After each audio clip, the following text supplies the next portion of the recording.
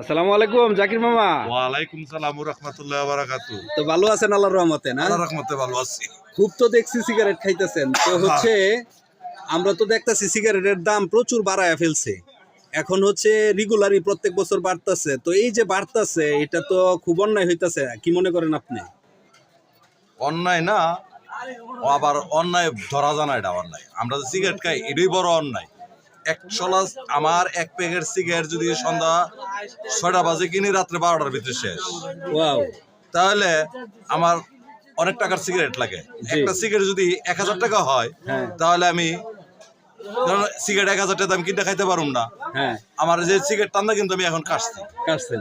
তো সিগারেটের সঙ্গে খামো না, কাশিও দিব না, তো Wow. ১,০০০ টাকা হইলে আমার নাকি ভালো। Good good. তার কারণ মানে আমার হচ্ছে স্বাস্থ্যের দাম বাড়লে বরঞ্চ ভালো, কারণ হচ্ছে স্বাস্থ্যের মানুষ জন্য খাইব ভালো। কম, আমার মানুষ স্বাস্থ্যের খাইব জন্য কম, ভালো। স্বাস্থ্যের জন্য ভালো, এবং হচ্ছে জনগণ সুস্থ থাকবে, আপনিও সুস্থ থাকবেন, আমরা সবাই সুস্থ সবাই থাকবো। সুস্থ থাকবো। যাক, তাইলে দাম বাড়ার পক্ষেই এটা আমরা। হয়ে গেছে কি, মনে করেন আমরা বিয়ে করে বউ আনি না, হ্যাঁ। এটা আমাদের বউর লাইন হয়ে গেছে সিগারেট অনেক। হ্যাঁ হ্যাঁ, একদম ঠিক। ঠিক আছে, সিগারেট ধন্যবাদ। খাওয়াটা ভালো না, তবে ভালো এই কারণেই ভালো, যদি ১,০০০ টাকা হয় তো আমার লাগে ভালো। হ্যাঁ, ঠিক আছে।